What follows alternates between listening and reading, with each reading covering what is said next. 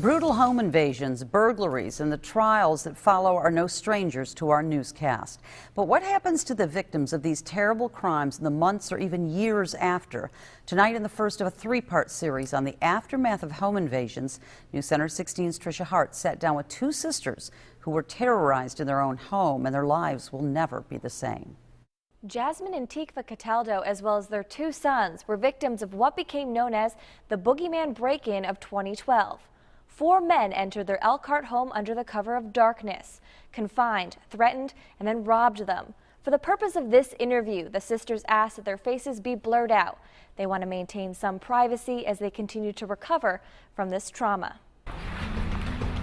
It was the middle of a July heat wave. With no central air conditioning, the inside of Jasmine's Elkhart home was still 90 degrees at midnight. I had box fans running in the bedrooms to keep the cold AC air circulating.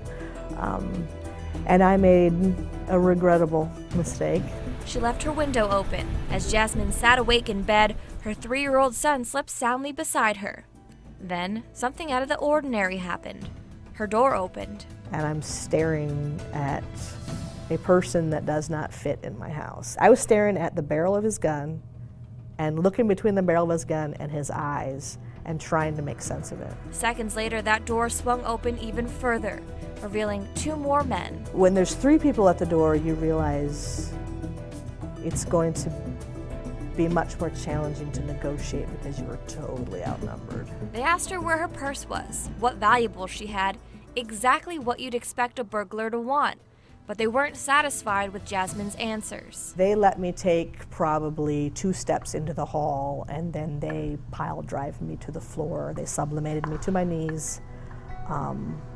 One of them put a gun to the back of my head. The other one put a knee in my back. Her face was covered and her hands tied behind her back. He pulled the trigger, and I don't know how to explain it. There was the trigger click, and then there was a pop at the back of my head, and I have no idea why the gun didn't fire.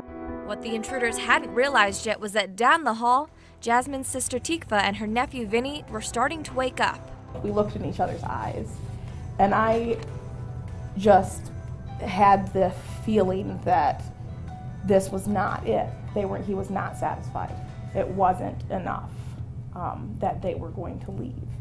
And so I did. I pushed him back into the doorway and started slamming the door on his arm, which still had the gun pointed into the room. The sisters believe that the escalating noise and Tikva's bold stance finally caused their attackers to leave. There's a part of your brain that's waiting for it to happen again. Leaving behind 2 women and 2 very young children, terribly traumatized, afraid of what could happen next time. When you make choices like this, you are changing your life, and you are changing other people's lives forever.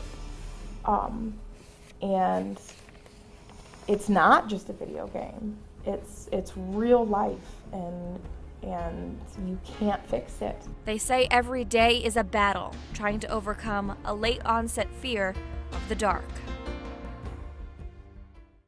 Jasmine still lives inside that house. She says she's loved it since she was a teenager and loved the fact that it can be illuminated by moonlight. But now she says she lives in the house in a very different way, with all the lights on. They describe the feeling as impotence, a complete lack of control over what's happening. Tomorrow we'll take a closer look at exactly how victims like Jasmine and Tikva cope in the long run after crime.